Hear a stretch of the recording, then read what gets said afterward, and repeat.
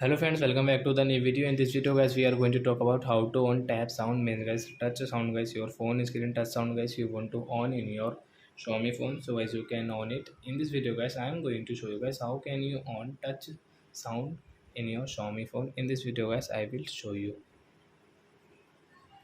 So friend, first of all, open your phone setting to on your touch sound and guys scroll.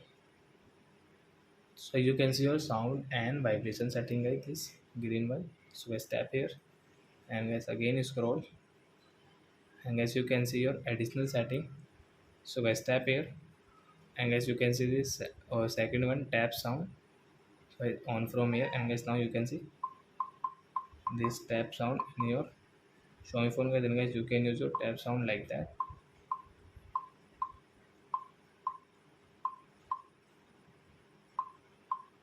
So I hope friends you have understood how to on tap sound in Xiaomi phone. So that's it guys. Thanks for watching. Now we will meet on next video with new topic.